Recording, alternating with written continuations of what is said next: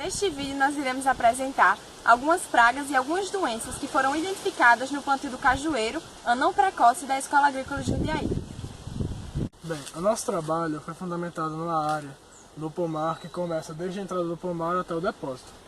Nessa área ficamos com as 3 primeiras linhas consecutivas, cada linha totalizando 10 cajueiros. Com isso, nossa área contém 30 plantas.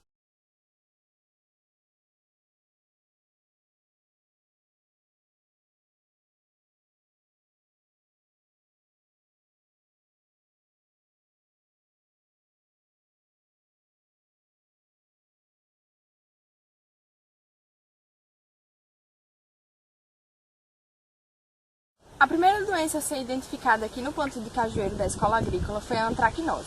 A antracnose é a doença mais importante da cultura do cajueiro, porque ela pode acontecer em qualquer fase do seu desenvolvimento. Os ataques de antracnose serão mais severos em épocas mais úmidas e de temperaturas mais amenas. Os sintomas da antracnose eles podem ser manifestados tanto nas folhas, quanto nas flores, quanto também nos frutos. Nas folhas, vai ocorrer o aparecimento de manchas de coloração pardo-avermelhada, de formatos irregulares e de tamanho variável. Pode acontecer também uma breve curvatura nas margens laterais das folhas. Com relação às inflorescências, vai ocorrer a queima e a queda dessas inflorescências, podendo também secar a haste da inflorescência. Com relação aos frutos, a antracnose ela pode atacar tanto no estado jovem, que vai ficar um fruto deprimido e negro, quanto também no estado maduro, que pode ocorrer o aparecimento de fendas. Com relação ao controle da antracnose, esse controle ele pode ser feito de 3 formas. O controle com produtos químicos, que você pode utilizar, por exemplo, o oxicloreto de cobre, o hidróxido de cobre e o mancozeb, onde você vai aplicar a cada 15 dias e serão de 3 a 4 aplicações. É necessário que essas aplicações elas sejam feitas após a emissão das folhas jovens e depois do período chuvoso. Se você tiver um plantio onde a copa das suas árvores são muito grandes, você vai ter dificuldade de fazer essas pulverizações. Porém, se você tiver uma variedade como o anão precoce, vai ser muito mais fácil de tratar da antracnose. Você pode recorrer também ao uso de plantas resistentes. Por meio de reprodução assexuada, você pode produzir plantas resistentes à antracnose. Um método também que é mais preventivo do que de controle é a questão dos métodos de manejo de sanidade, onde você pode fazer a poda de limpeza e também a queima de partes das plantas que foram afetadas. O oídio também é denominado cinza do cajueiro. Ele não causa grandes danos nessa cultura, porém é comum. Após o período chuvoso, pode ser que a doença agrave, pois a umidade relativa do ar e a temperatura são elevadas. Os sintomas são um delicado branco acinzentado nas folhas e inflorescências e em casos mais evoluídos, as folhas e flores podem cair. A planta ela pode ser atingida em qualquer parte do seu desenvolvimento e você pode controlar de 2 maneiras. A primeira é aplicando benzimidazóis 2 vezes de 15 em 15 dias, 2 vezes elas são eficazes, porém você tem que ter certeza de que a copa da planta ela foi totalmente atingida. E outra maneira é pulverizando com base em enxofre. Só que você tem que ter cuidado, pois se você aplicar em horas quentes, você pode ter problemas com fitotoxidez. Agora vamos falar sobre a resinose. Os sintomas da resinose é com o escurecimento da casca do cajueiro e com o escurecimento dos vasos condutores. Quando ocorre a exposição da goma, é quando a doença já está em estado avançado. No Nordeste, essa doença é muito comum quando ocorre a poda da copa das árvores. E quando começa a sair os brotos do cajueiro, eles murcham e acabam secando, observando-se com sua base necrosada. O agente causador é um fungo que é bem típico nas regiões tropicais.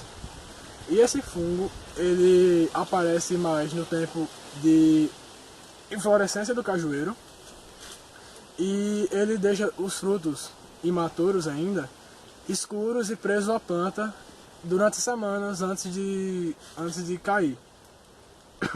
Os métodos de controle dessa doença é na eliminação das ferramentas utilizadas, porque nelas estão contaminadas com fungo, e onde está aberta no caule, você aplica oxicloreto de cloro. Cloro não.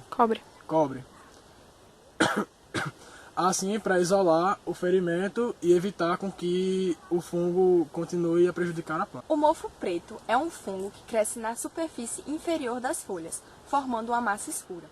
Além da massa escura, ele também pode provocar o aparecimento de manchas cloróticas, que podem vir a ficar necrosadas.